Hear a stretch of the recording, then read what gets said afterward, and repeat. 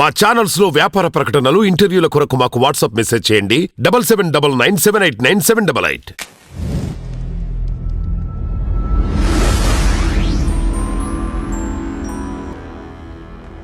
Animal cinema నిర్మాతల్లో ఒకరు ప్రణయ్ వంగ. ఈయన ఎవరు అంటే మన సందీప్ రెడ్డి వంగ వాళ్ళ బ్రదర్, అన్నయ్య. శ్రీ భద్రకాళి పిక్చర్స్ బ్యానర్ పైన వాళ్ళు కూడా నిర్మాణంలో భాగస్వాములు అయ్యారు అండ్ ఎంతో కొంత షేర్ తీసుకుంటున్నారు. ఇప్పుడు ఈ మధ్యకాలంలో ఏంటంటే యానిమల్ సినిమా బాగా సక్సెస్ అయింది కాబట్టి ఈ సక్సెస్ వీళ్ళు బాగా ఎంజాయ్ చేస్తా ఒక చిన్న ప్రెస్ మీట్లో ఒక ముఖ్యమైన విషయం చెప్పారు. చాలామంది అడిగిన క్వశ్చన్ ఏంటంటే, అతి తక్కువ ఒక రోజుల్లో మీకు గబగబా 300, 400, 500, 600 కోట్లు వచ్చేసాయి కదా, అలాంటిది లాంగ్ రన్లో 840 కోట్ల దగ్గర ఎందుకు ఆగిపోయింది?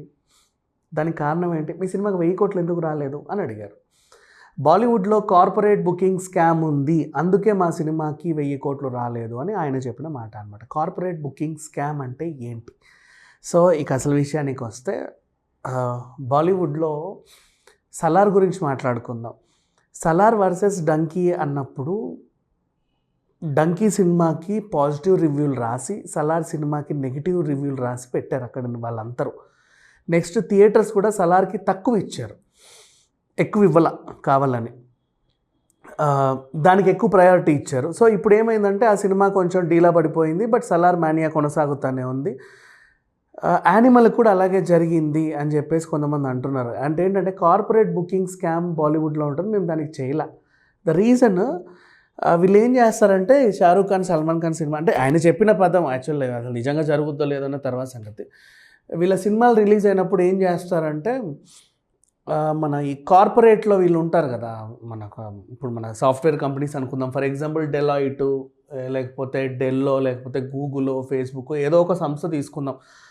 5,000 మంది ఎంప్లాయీస్ ఉంటారు, లేదా 10,000 మంది ఎంప్లాయీస్ ఉంటారు. ఇట్లా వీళ్ళు ఏం చేస్తారంటే రిలీజ్కి ముందే ఈ మల్టీప్లెక్స్లలో అన్ని వీళ్ళే షోస్ అన్నీ బ్లాక్ చేసేస్తారు. బ్లాక్ చేసి కార్పొరేట్ వాళ్ళకి టికెట్స్ ఇస్తారు. ఎలా అయితే ఇప్పుడు మీకు సాఫ్ట్వేర్ వాళ్ళకి మీకు ఒకటి గుర్తుంటే, సో సూపర్ మార్కెట్స్కి వీళ్ళని అలవాటు చేయడానికి వీళ్ళు ఏం చేస్తారంటే సోడెక్సో పాస్లు ఇస్తారు. దీని ద్వారా వాళ్ళకి బెనిఫిట్ ఏంటంటే, ఇప్పుడు మోర్ ఇట్లాంటి కొన్ని సూపర్ మార్కెట్స్కి వాళ్ళని ఎక్కువ అలవాటు చేస్తే ఫ్యూచర్లో వీళ్ళకి బాగా రాబడి చేస్తారు. అంటే మనుషుల్ని ఒకదానికి అలవాటు చేయడానికి అంతమించి ఇంకేం లేదు, ఒక చిన్న ప్రమోషనల్ పార్ట్ అనుకోవాలి. అండ్ దాని ద్వారా వీళ్ళకి ఏం ఒరుగుద్దో పక్కన పెట్టేస్తే, అదే సోడెక్సో పాస్కి వెళ్ళి ఇక్కడికి వెళ్ళి తీసుకోండి అంటారు. వాడు సోడెక్సో పాస్ 1250 కొనాలని లేదు, లోపలికి వచ్చినోడికి ఇంకా 10 నచ్చుతాయి, అవన్నీ కూడా కొనుక్కుంటే వీళ్ళకి ఎక్కువ వ్యాపారం జరుగుద్ది అని వాళ్ళు అనుకుంటారు. కానీ మన వాళ్ళు ఇంకా మహామహులు 1250 రూపాయల వరకు మాత్రమే కొనేసి ఫ్రీ సర్కుల్ పట్టుకొని వచ్చేస్తారు. ఈవెన్ నేను కూడా మా ఫ్రెండ్స్కి వచ్చే సోడెక్సో పాస్లు తీసుకునే ఉన్నాను, ఆ తర్వాత సంగతి. సో ఇది పక్కన పెట్టేస్తే వీళ్ళకి ఇట్లాగే సినిమాలు ఇచ్చేస్తాడు. వీకెండ్ రాగానే వీళ్ళందరికీ టికెట్లు ఇచ్చేస్తాడు ఫ్రీగా, కూపన్ అని చెప్పేసి. వీళ్ళు ఏం చేస్తారు, సినిమా టికెట్ ఉంది కాబట్టి చచ్చినట్టు సినిమాకి వచ్చి సినిమా చూస్తారు, చూసినోడు బాగుందని చెప్పాలి అంతే. ఇక అది వాళ్ళకి ఏదో అంటే కాంప్లిమెంటరీ కదా ఇచ్చింది. సో వీళ్ళందరూ బాగుంది సూపర్. మనకు ఫస్ట్ ట్విట్టర్ రివ్యూ అని ఒకటి వస్తుంది చూసావా, ఆ ట్విట్టర్ అంతా వీళ్ళే ఉంటారు. వీళ్ళు వెళ్ళి సూపరు, కేక్, అసలు ఎంత బాగా సినిమా, ఎంత బాగా తీశారో, అసలు ఫస్ట్ నుంచి ఇప్పటి వరకు అసలు మా జీవితకాలంలో ఇంత గొప్ప సినిమా మేము అసలు చూడలేదు, కానీ విని ఎరగమని చెప్పేసి రాసేస్తారు. సో అట్లా చూసుకుంటే అదొక హిట్ టాక్ తెచ్చుకున్నట్టు అనమాట. ఆ మాటలు విని ఫ్రీ పబ్లిసిటీ, మౌత్ పబ్లిసిటీ కదా, ఇంకా వేరే వాళ్ళందరూ సినిమా చూడడానికి వస్తారు. కోర్స్ వేరే వాళ్ళ తర్వాత అదేంటిది ఆ స్క్రీన్ మీదే ఊసేసి వస్తారనుకో తర్వాత, అంటే ఏ సినిమా అయినా బాగాలేకపోతే.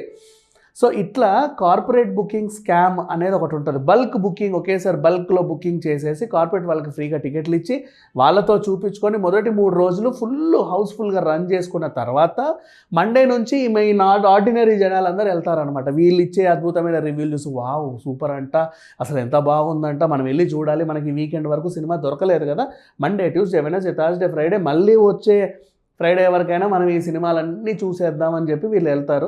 వెళ్ళిన తర్వాత వీళ్ళకి ఈ సినిమా ఎలా చూసారు రా బాబు వీకెండ్లో అనుకొని బయటికి వస్తారు. అది తర్వాత సంగతి. కానీ వాళ్ళ రియలైజేషన్ అయ్యేలోపే ఇది హిట్ టాక్ తెచ్చుకుంటుంది. అప్పుడే వీకెండ్ 1000 కోట్లని వేసేస్తారు. ఇక వీకెండ్ 1000 కోట్లు సాధించిన సినిమా అంటే అది లాంగ్ రన్లో 1500 కోట్లు రావడం చాలా సింపుల్. ఆ 500 కోట్లు వీళ్ళకి లాభం. వీళ్ళు ఆల్రెడీ కొంచెం ఎంత ఖర్చు పెట్టుకుంటారో దానికి అది యాడ్ చేసుకొని ఏదో రకంగా నెట్టుకు వస్తారు. ఇది కార్పొరేట్ బుకింగ్ స్కామ్ అంటే. దీనికి వాళ్ళకి ఎగ్జిబిటర్లు, డిస్ట్రిబ్యూటర్లు, థియేటర్ యాజమాన్యాలు అందరూ కూడా సహకరిస్తూనే ఉంటారు. ఇది పెద్ద మాఫియా బాలీవుడ్లో ముంబైలో మాత్రమే జరుగుతుంది అని చెప్పేసి ఒక పెద్ద టాక్ ఎప్పటి నుంచో ఉంది, ఎవరికి తెలియదు మోస్ట్లీ. ఇప్పుడు ఈయన బయట పెట్టేశాడు ఆల్మోస్ట్. అంటే ఇంతకుముందు చాలామందికి తెలిసినటువంటి విషయమే అయినా అధికారికంగా ఎవరు చెప్పాలి, ఇప్పుడు ఈయన చెప్పాడు. సో ఈ కార్పొరేట్ బుకింగ్ స్కామ్ అనేది మేము చేయలేదు, అందుకే మా సినిమాకి 1000 కోట్లు రాలేదని ఆయన ఇచ్చిన ఆన్సర్. కానీ ఇప్పుడు మన విషయం ఏంటంటే సలార్ వర్సెస్ డంకీ. సలార్ని ఏం చేశారంటే వీళ్ళు కావాలని వాళ్ళ సినిమాని ఎక్కువ ప్రమోట్ చేయడానికి సేమ్ ఇంకోటి ఇదే చెప్తా. బోలా సినిమా రిలీజ్ అయింది, అదేంటి బోలానో బెయిలేనో ఏంటో, అజయ్ దేవగన్ సినిమా. అప్పుడు మన నాని సినిమా ఉండే దసరాకి అలాగే చేశారు. దసరాకి అసలు టికెట్లు ఇవ్వకుండా, థియేటర్లు ఇవ్వకుండా నెగిటివ్ రివ్యూలు రాయించేసి దాన్ని ఎత్తారు. కానీ ఆ సినిమా అట్టర్ ఫ్లాప్. దసరా కొద్ది గొప్ప బాగుంది, సౌత్లో హిట్ అయింది, నార్త్లో వాళ్ళకి ఇంకా అర్థమయ్యేలోపే సినిమా వెళ్ళిపోయింది. ఇట్లా చాలా రకాలుగా స్కామ్ జరుగుతూ ఉంటుంది. సో బాలీవుడ్లో మాత్రం కార్పొరేట్ టికెటింగ్ స్కామ్ అనేది ఎప్పటి నుంచో ఉంది. 1000 కోట్లు వెంటనే వచ్చాయంటే 1000 కోట్లు అబ్బా వెంటనే వచ్చాయి అని ఎవరు అనుకోవద్దు. దాని వెనకాల చాలా తత్వంగా ఉంటుంది. ఎన్నిసార్లు బుక్ చేసినా బుకింగ్లే అవ్వవు. ఓపెన్ చేసిన ప్రతిసారి మొత్తం ఖాళీగా ఉంటాయి. ఎట్లా ఖాళీ అయ్యాయి అంటే ఎవరికి తెలియదు, అది వాళ్ళకి మాత్రమే తెలుసు. అది కొన్ని మన సంస్థలు ఇక్కడ మన దగ్గర ఏంటంటే కార్పొరేట్ బుకింగ్ స్కామ్ అనుకోము. ఆ థియేటర్ యాజమాన్లే తొందరగా బుకింగ్స్ జరపడానికి ఏం చేస్తారంటే కొన్ని ముందే బ్లాక్ చేసి పెడతారు, తర్వాత 2 రోజుల ముందు అవి వదులుకుంటూ వస్తూ ఉంటాడు అనమాట. సో ఇది కూడా మనం చాలాసార్లు చూసాము. ఎవరి స్ట్రాటజీ వాళ్ళది. బట్ ఫేక్ బుకింగ్స్ అనేవి మాత్రం బాలీవుడ్లో జరుగుతాయి. అవన్నీ ఫేక్ రివ్యూస్ అనమాట. మనోళ్ళకి ఎట్లా అంటే మనకు ఫేక్ రివ్యూలు అవసరం, అంటే ఫేక్ ఈ కలెక్షన్లు అవసరంలా, మనమే రాసుకుంటాం. రూపాయి వచ్చినా 100 కోట్లే రాస్తాం. అసలు 200 కోట్లు, 300 కోట్లు, 500 కోట్లు, పావులా వచ్చినా అన్ని కోట్లనే రాసేస్తారు. ఇది మనల్ని ఇంకో వింత అనమాట. సరే, ఈ వ్యవహారం పక్కన పెడితే ఈ కార్పొరేట్ బుకింగ్ స్కామ్ గురించి ఇప్పుడు ప్రణయ్ వంగా చేసినటువంటి వ్యాఖ్యలు, ఫ్యూచర్లో సందీప్ రెడ్డి వంగాతో సినిమా చేయడానికి బాలీవుడ్ తారలు కూడా కొంచెం వెనకాడతారు. ఆ తర్వాత ఈయన మళ్ళీ బాలీవుడ్కి వెళ్తాడా లేదా అనేది మనకు తెలియదు. కానీ సౌత్లోనే ఉండి ఏమైంది, మన దగ్గర ఆదరించారా ఏంటి డైరెక్టర్ని. సో ఇది అనమాట ఓవరాల్గా జరిగింది. కార్పొరేట్ బుకింగ్ స్కామ్ నుంచి ఫస్ట్ టైం నోరు విప్పినటువంటి ప్రొడ్యూసర్ ఎవరైతే ఉన్నాడో సందీప్ రెడ్డి వంగ వాళ్ళ అన్నయ్య ప్రణయ్ రెడ్డి భద్రకాళి ఫిలిమ్స్ నుంచి ఆయన చెప్పాడు.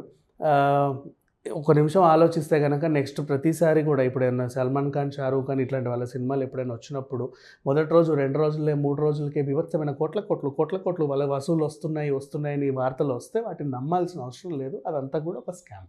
Thank you so much.